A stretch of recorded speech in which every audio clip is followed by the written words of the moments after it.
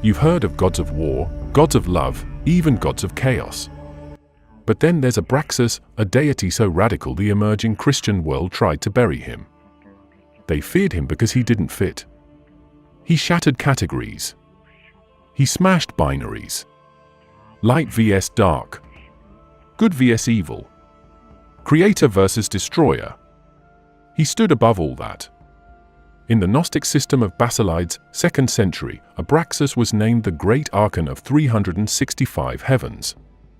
What does that mean? It means ABRAXAS isn't a god sitting on a throne. You might call him the principle of all structures, the code behind the system. His name, in Greek letters, or variation ABRAXAS, sums numerically to 365, the days of the year. Every letter, every value, ties him to the structure of time, the layers of heaven, the architecture that governs existence. A spiritual order that says, the world as you know it, your heaven, your hell, your church, your temple, is just one tiny stage. And above you? 365 layers. 365 heavens. And governing them all is ABRAXAS. He's the ruler of the megacosm, that first archon of the number system that holds the heavens together. He's not your typical deity. He's the matrix behind the deity matrix. And the representations? They're wild, visual shock. The ambolt of ABRAXAS, human torso, the head of a rooster, legs made of serpents, or serpent tails. A whip in one hand, a shield in the other. Why a rooster head? Because the dawn's call. That sound of awakening. The serpents? The hidden undercurrents of power. The whip? Domination of fate. The shield? Protection, and paradoxically implicit, warfare. So if you're watching this, I want you to ask yourself, what structure is ABRAXAS pointing to? What order is he holding together? Because here's the twist, in the Basilidian system, the mainstream god, the god you hear about in the Old Testament, is not the highest. He is, in those teachings, inferior. The creator of the visible world is below ABRAXAS. In that sense, ABRAXAS reigns above the creator. He presides over the layers that sit between God and what the Gnostics call the fullness, the pleroma. He's a cosmic bridge, a cosmic breaker. Let's break down a few of the core features so you see how deep this gets. 1. Numeric sovereignty. The name ABRAXAS equals 365. That number isn't random. Not days in the year only. Days are cycles, they are layers, they are heavens. The system the Basilidians claimed, 365 heavens each governed by archons under ABRAXAS. 2. Dual nature. Beyond duality, is depicted in a form combining rooster, human, serpent, elements that pull together different mythic realms. But more than that, he unites opposites. He holds both whip and shield. Power and protection. Creation and destruction.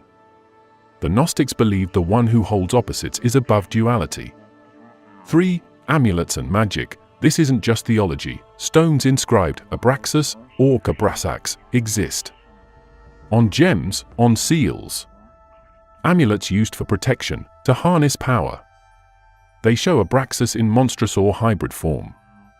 Why? Because power beyond the norm often appears monstrous to the uninitiated. For etymology and origins veiled, scholars debate where the name comes from. Egyptian roots? Greek numerology? Hebrew letters? The ambiguity is intentional. The mystery is built in. Let's zoom in on that hybrid imagery, because it's essential. The figure with rooster head and serpent feet, this weird combination is not aesthetic. The rooster, crowing at dawn, symbol of light coming from blackness. Serpents, underground, hidden, twisting, they symbolize the underworld, the subconscious. So ABRAXAS stands in the liminal, atop the dawn, above the hidden streams. His whip cracks the illusion, his shield defends the soul that dares to wake up. What about the 365 heavens? Here's how the Basilidians describe the process, as summarized by the Church Fathers, yes, but still. From the unbegotten Father came Nous, mind. From Nous came Logos, word. From logos came phronesis, mindfulness. From there Sophia and dynamis emerged. Then the principalities, the powers, the angels. These angels created the first heaven. Then in turn more series of heavens until the count hits 365. And the ruler of them all is ABRAXAS. In other words, while the world you see is the visible, the bulk of reality lies in the layers you don't. And ABRAXAS is the engine behind them. So, do you see the disaster this caused in early orthodoxy? They categorized God, but here is something that puts God under its rule. That's heretical. That's overthrowing. That's dangerous. And that's why ABRAXAS got demonized. He was turned from supreme God in certain Gnostic sects into demon in the Orthodox polemics. Again, name erased, roles inverted, secrets hidden. Let's focus now on the spiritual logic of the Basilidians. They taught that the creator of our visible world is not the highest God, but a lower power, a demiurge, or at least one of many archons. ABRAXAS stands above all that. He's the cause and first archetype, power above all. Imagine this, your world, governed by a God you revere, is only one layer. Above you, countless others. And one being holds them. That being is ABRAXAS. I'll talk now to you directly. If you're here and watching, you're expecting answers, you're looking for clarity. So let me ask, where do you place your faith? In a God of exclusion? In a God of separate heavens? Or in a God who is the system, the matrix, from which both heavens and hells issue? ABRAXAS isn't one or the other, he's the matrix and the collapse of the matrix. The rooster, the serpents, the whip, the shield, they're your wake-up signals. Then consider this, the stones inscribed ABRAXAS weren't casual souvenirs. They were initiatory tools. Some magical papyri instruct, I conjure you, by Iao Sabaoth Adonai ABRAXAS. On one of those plates, a figure of ABRAXAS laying his hand upon a kneeling person, as though performing benediction. These weren't decorative, they were rituals. The duality, the power, the mystery, they were all actions. That means ABRAXAS was lived. Not just thought. Now dig deeper, his name, 7 letters. 7 classical planets. The 7 stages of initiation. 365 days. 365 heavens. The visible world is the final layer, governed by the visible God. But ABRAXAS remains hidden, transcendent, even while controlling the system. Early Gnostic texts embedded him in the pleroma, the fullness beyond all. When you trace it further, the mainstream Christian tradition pushed a fence. They claimed ABRAXAS was a demon. The heretics worshipped him. The stones became talismans. The number 365 became a cosmic code. The image of rooster head serpent legs became a symbol for the one who bridges dawn and darkness. This is not metaphor alone, it's esoteric architecture. So far, we've peeled away the surface. We've seen ABRAXAS as the structural God behind the visible world, the number behind the heavens. We've seen the iconography. We've exposed why Orthodox theology wanted him gone. Burned his texts. Tabooed his name. But you're watching, you're listening, and now you're in that space. You're facing a deity that says, I contain your God. I contain your devil. I contain both, and beyond. Here's your challenge for a moment, hold the image in your mind. A figure with a rooster's head, crow of dawn echoes across the dark. Serpent legs, earthly, hidden motion. A whip cracking through illusions. A shield deflecting them. ABRAXAS doesn't reward faith.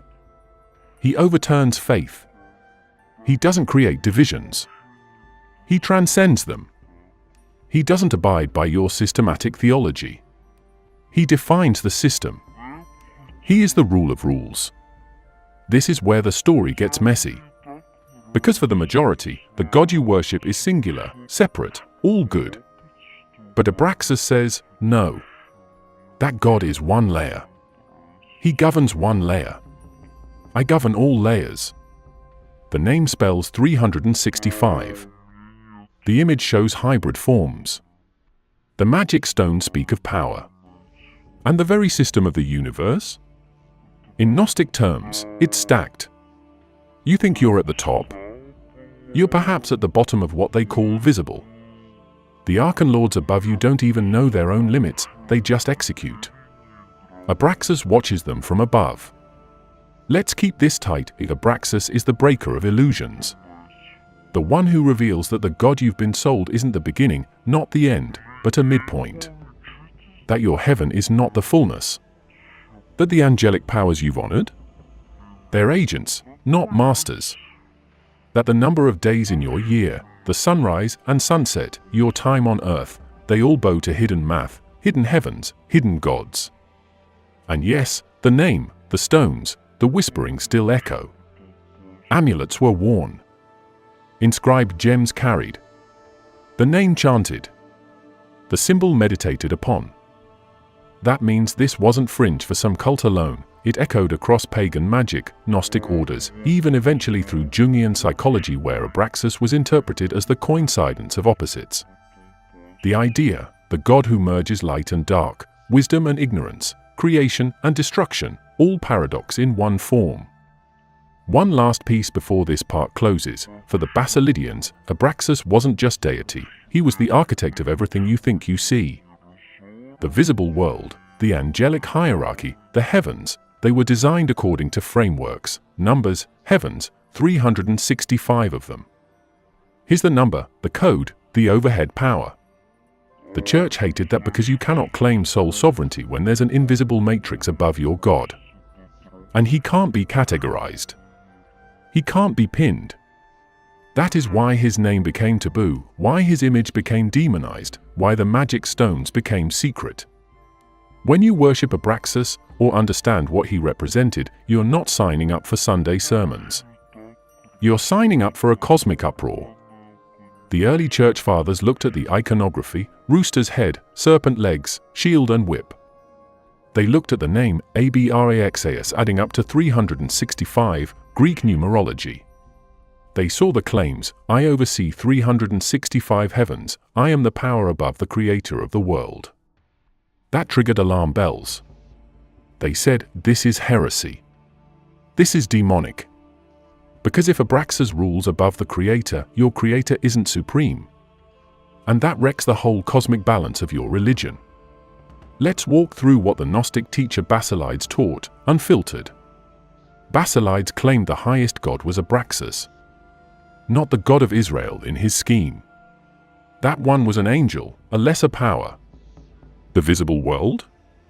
Created by the lower angels or archons under that structure of 365 heavens. So what you call God for your world? Just one among many hierarchies. That flies in the face of monotheism, right? Because monotheism says, God is highest. Basilides says, there is a being higher still. And his name is ABRAXAS. That claim alone turned him from philosopher to enemy of the church.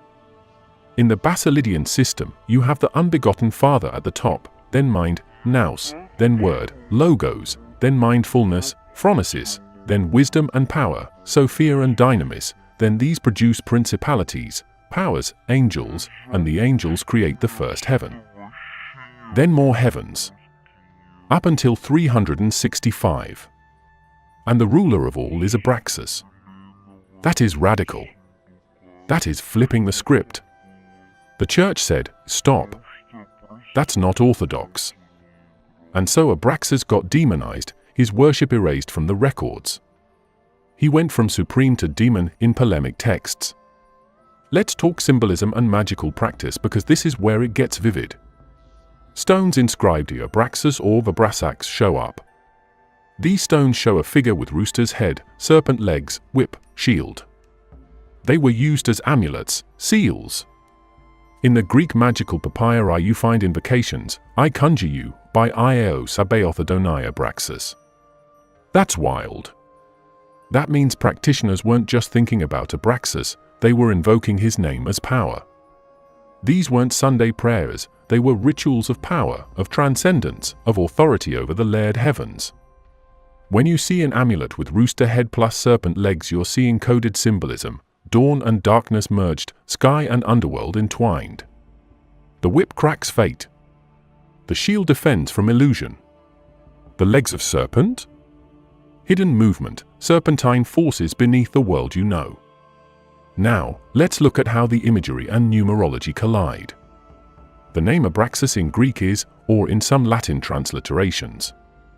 If you assign values A equals 1, B equals 2, R equals 100, A equals 1, S equals 200, A equals 1, X equals 60, you get 365. That number isn't random. The 365 days of the year. The 365 heavens in Basilidian cosmology. The parts of the human body in some accounts. Why? Because ABRAXAS embodies the macro and micro. He doesn't just rule cosmic spheres, he connects to the human form, to time, to cycles. The imagery shouts, this isn't a minor cult.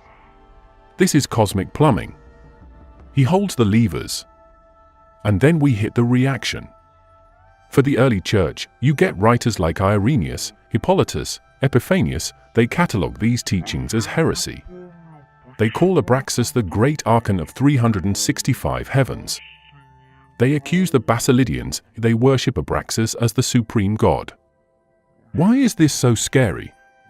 Because the church's claim was, Christ is the supreme revelation of the one God, creation is good, though fallen, redemption via Christ. But ABRAXAS undermines that, creation is layered, worlds hidden, the visible creator is lesser, the true God is hidden and perhaps unattainable except via knowledge. That's a threat to a religion built on faith, not secret knowledge alone. In magical texts you find ABRAXAS paired with names like Io, Sabaoth, Adonai. He is conflated with names of Jewish, Egyptian, Greek gods. The amulets mix pagan and Jewish Christological terms. That causes further alarm, cross-pollination between Gnostic, pagan magic, Hebrew roots. The church saw this crossover and said, demon. Because blending systems meant uncontainable influence. Here's what they feared, that people wearing ABRAXAS amulets, chanting his name, aligning with those hidden heavens would bypass church authority. Because if you're invoking a power above the creator of your world, you are bypassing the church's mediation of God. That's radical. That's rebellion. So the figure of ABRAXAS gets inverted from supreme god to demon in Christian demonology. Demonologists label him as having the head of a king and snakes for feet. Icons get distorted. 1 minute his sun god fused with number. Next minute he's a demon prince. That flip tells you, control shapes narrative. When the originator of theology loses control of the story, the heretic becomes the demonized other. Let's bring in interaction. I'm asking you, when you see a figure with rooster's head and serpent legs on an ancient gem, what do you think the craftsman meant to convey? Do you think he meant worship? Protection? Escape? And if you were the person wearing that gem, what would you hope for? Are you seeking safety, mystery, transcendence, or might? Because ABRAXAS embodies all these. He is not a comfort god. He is an agency. He is the breaker of systems, the shifter of rules, the unmaker of illusions. And now pause, think of shield plus whip. One hand holds a whip, power to crack the veil, to enforce truth. The other holds a shield, protection from what you are discovering. So the follower of ABRAXAS is both warrior and ward. They fight illusions and they need defense against them. That's not pastoral. That's militant mysticism. Let's keep tearing it apart. The Basilidians claimed Christ wasn't sent by the creator of the visible world, but by ABRAXAS. That means what you think is the creator God is not the ultimate authority, Christ is operative under someone higher. This reverses Christian cosmology. It turns the triangle. Instead of God, Christ, humanity, you get ABRAXAS, Christ, humanity, and creator God somewhere below ABRAXAS. That's explosive. That's why the church labeled these teachings heresy. And it gets more audacious. In magical papyri you find ABRAXAS invoked not just for spiritual enlightenment, but for controlling destiny. One papyrus says, Abraxas created the first laughter that brought light, second laughter that split primordial waters, third created mind, fourth created fertility, fifth created fate, sixth created time, seventh created soul. That's cosmic engine language. You're not dealing with go to church, pray, repent. You're dealing with I am origin of mind, time, soul. That level of claim means the church cannot ignore you. They fought you. Amulets with Abraxas often mix Hebrew divine names. That indicates the followers of Abraxas were syncretists. They weren't just plucking from one tradition, they were folding many. That means the monolithic narrative of church cannot hold them. They slip through the cracks. The whip and shield image is not just for show, it symbolizes transcendence and confrontation. Confrontation with the powers of the heavens. And transcendence beyond one heaven into 365. Let's talk about the demonization process. Once the church decided Abraxas was heretical, the iconography became repurposed. He became a demon. The stones, once protective, became obscure. The name Abraxas gets associated with abracadabra, magic words, spells. The heretic's god becomes the demon's name. That's not accident. That's cultural capture. When the power structure wins, it changes the language. Hero becomes villain, deity becomes demon.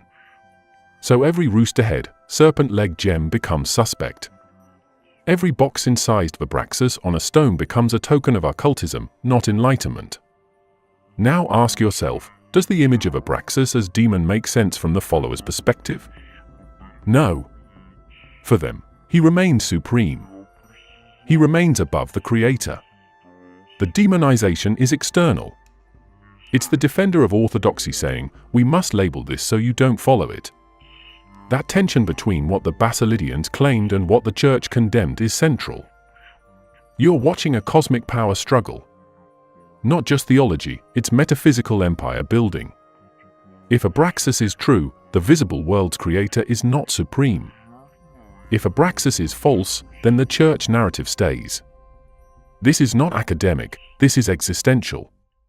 Let me flip this on you. When you wear a gem with Abraxas, you align with a multilingual, multi-deity coded structure that reaches beyond religion into magic, into hidden heavens, into power.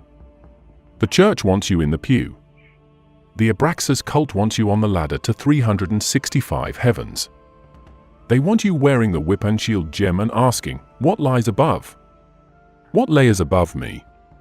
Who holds the strings hidden from sight? That is terrifying to the established system. So the established system flips the story. This is demon, this is occult, this is hidden and taboo. We've covered the claim that Abraxas is above Creator God, the layers of heavens, the iconography, the magical amulets, the reaction of church, the demonization. And we've dug into the system of Basilides, how he structured this cosmology. But there's more nuance. Some scholars say our sources about Basilidian doctrine are hostile and fragmentary.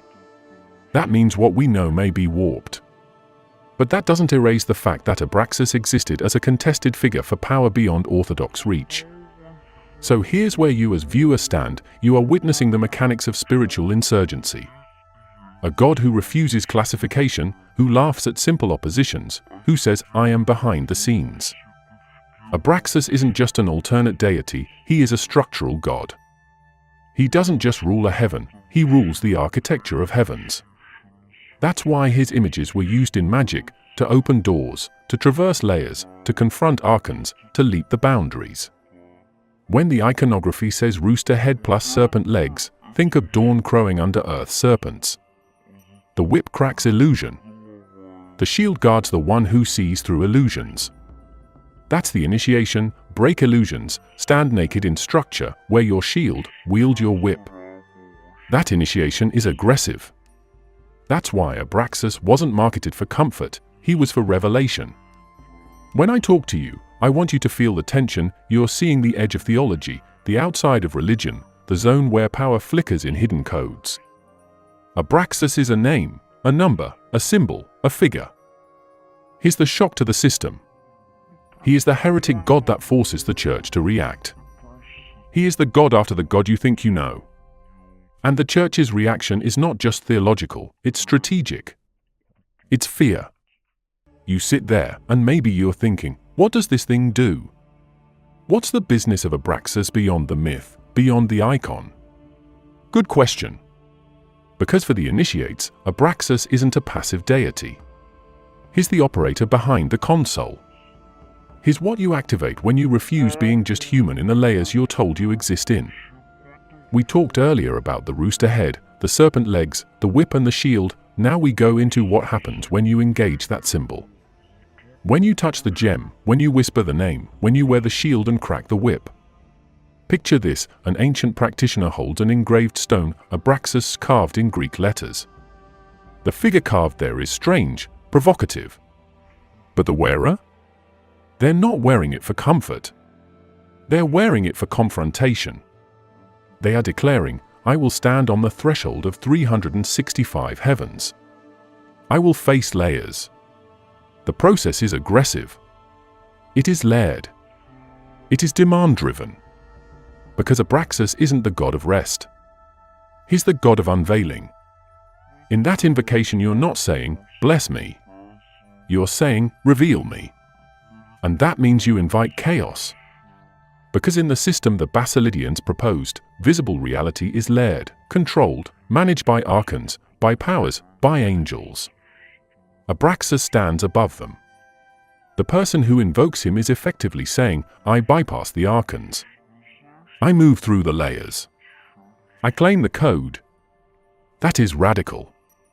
That is dangerous. Now let's talk symbols and mechanisms. One surviving ritual text speaks of a royal ring of ABRAXAS, a ring consecrated, burnt sacrifice, him recited, invoking that name. That ring is described as useful for every magical operation and for success, victory, and fortune. You see the functional goal: victory, success, control. This is not abstract theology, this is operational metaphysics. You don't just adopt ABRAXAS to believe, you adopt him to act. You're entering a system where you expect influence beyond the visible. You expect dominion beyond the day you live. Another fragment describes how ABRAXAS created by laughter: first laughter created light, second separated waters, third created mind, fourth created fertility, fifth created fate, sixth created time, seventh created soul.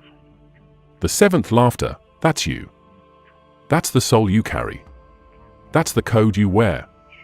This sequence isn't mythology for bedtime, it's initiation. It's almost cryptic engineer speak. Light, waters, mind, fertility, fate, time, soul. Each stage a layer. ABRAXAS stands at the root of it.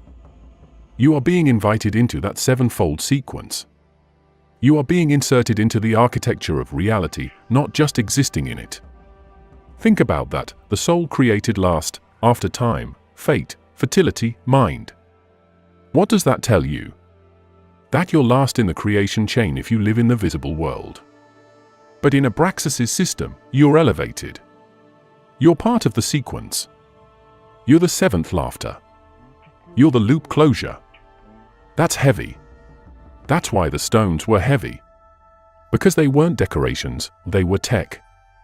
They were keys. And here's where things go deeper: invocation, amulet, name, ritual.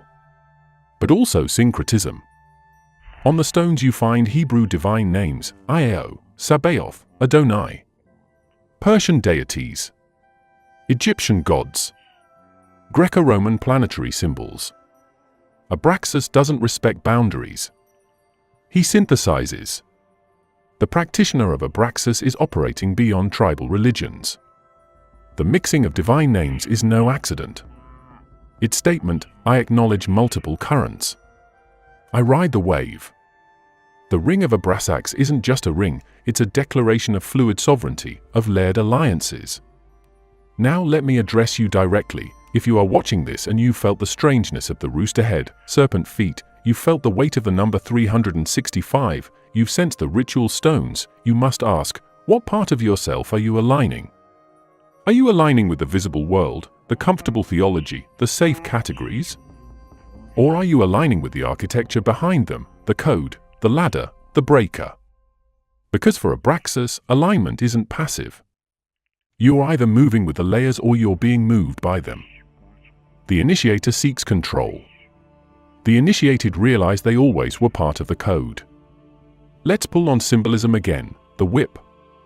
You're holding the whip. Who do you crack it at? The archons? The illusions? The layers that bind you? The shield. You carry the shield. Against what? Against the reaction of the system. Against the fear of being beyond. Against the unseen consequences of stepping outside the visible hierarchy. The figure of ABRAXAS is equipped. He is the warrior wizard. He is the infrastructure. He is the dexterous god of transcendence and confrontation. And yes, the number 365 doesn't just hang in the air. It anchors you. It tells you every day, every layer, every cycle falls under this code. The year, the heavens, the human body in some teachings all carry this numeric signature. So you're not just activating a ritual. You're entering a system built on time, structure, cosmos. Now imagine, someone in the 2nd century puts that amulet on, whispers Io Sabaoth Adonai ABRAXAS, holds the ring, recites the hymn, walks into the temple of hidden heavens. They believe, I will traverse the unseen. They believe, I will stand above the visible God. They believe, I will command the code. That's audacious. That is reality bending. That's why the Orthodox world recoiled. And we've touched on the reaction. But now we get into consequence. Because when you deal with ABRAXAS, you deal with paradox. You're not simply good or evil. You're beyond. That's messy. That's uncomfortable. That's why the stones become fringe, the name becomes taboo, the story becomes demonized. Because a system that says I rule above creator cannot be tolerated by a system that claims I am creator. So you, the viewer, are in the theater of that clash. You're watching the shadow war between the visible religion and the hidden architecture. When you begin to trace the ritual of ABRAXAS, you're not merely studying. You're participating. Because the symbol demands you respond. The name demands acknowledgement. The number demands recognition. You are the next link. Now for the interactive moment, look at yourself. In your life you have boundaries, you have structures, you have authorities. Imagine you discover a hidden layer above the layer you're bound to. That layer says, your authority is relative. Your God is one among many. Your cycle is part of a larger cycle. Your number is one among hundreds. How do you react? Do you resist it? Do you surrender to it? When the ritual of ABRAXAS calls you, will you walk forward or step back into the comfort of what you already know? Because make no mistake, the path of ABRAXAS is neither comfortable nor safe. It is confrontation. It is initiation. It is radical realignment. The stream of power flows upward. The architect oversees. The ladder is there. The gate is there. The whip and shield are tools. The amulet is sign. The name is command. And you are the agent. That is the final truth of this system. And so I want you to hold that image. You stand at dawn, rooster, you stand above serpent's legs, you hold the whip and shield. You are inserted into the number 365. You stand beyond the Creator God. You move through the heavens unseen. You carry the code. That is the force of ABRAXAS. Thank you for staying with this.